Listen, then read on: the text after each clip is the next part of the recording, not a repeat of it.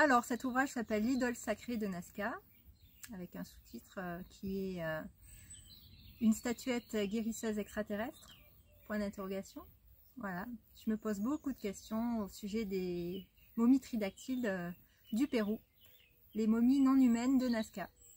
Et je suis partie enquêter au Pérou en 2017.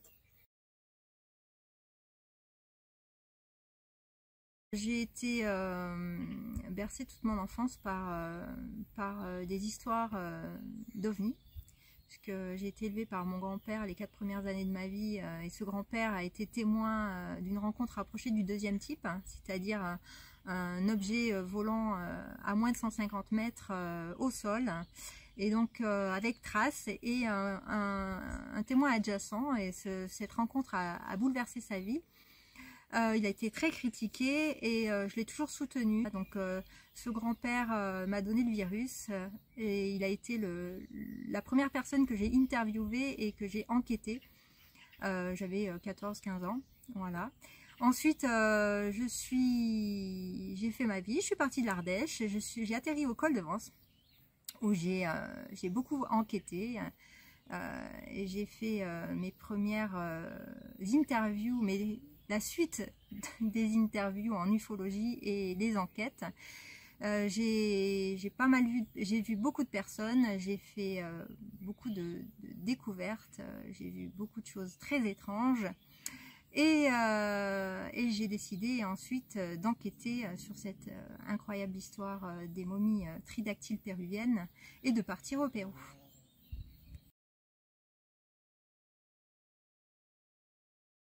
J'en ai entendu parler pour la première fois en mars 2017. C'est un ami qui m'a envoyé des vidéos de Thierry Jamin. Donc Thierry Jamin, c'est l'explorateur français qui s'est exilé au Pérou pour découvrir la cité perdue de Paititi et qui a fait connaître au public les momies tridactyles de Nazca.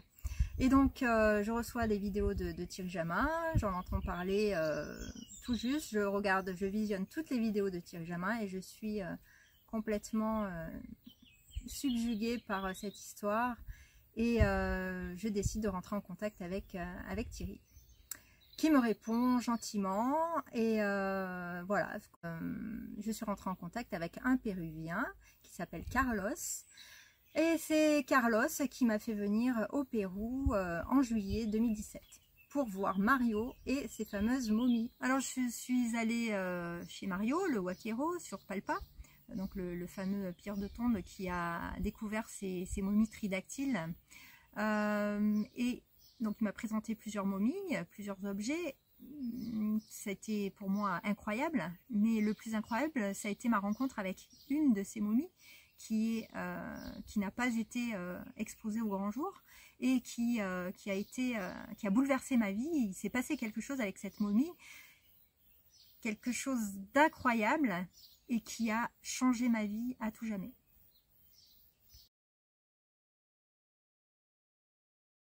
Alors, Thierry Jamin, je l'ai contacté pour la première fois en mars 2017 sur les réseaux sociaux. Il est très accessible, il m'a répondu de suite.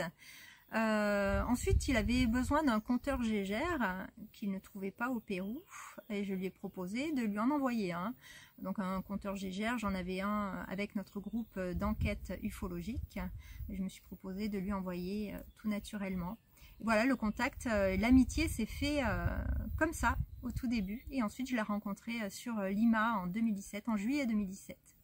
J'ai rencontré un homme accessible, bienveillant et surtout très courageux, car à l'époque il était très critiqué sur les réseaux sociaux.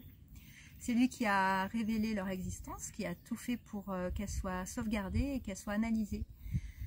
Aujourd'hui, les preuves scientifiques sont là. Si cette réalité éclate au grand jour, c'est grâce à lui.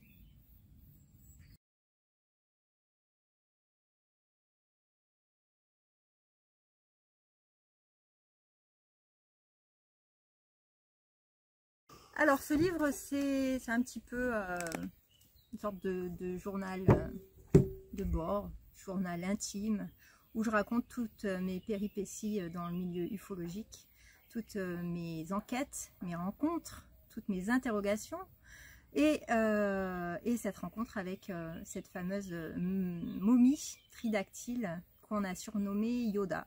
Il n'a pas été diffusé, c'est un livre personnel qui a été offert à certaines personnes qui sont proches de moi. Ouais. Alors, le livre est plus riche et, plus riche et complet, le nouveau, l'idole sacrée de Nazca, puisque ce livre a été édité il y a déjà 2 ans, et que l'idole sacrée de Nazca relate de choses qui se sont passées après.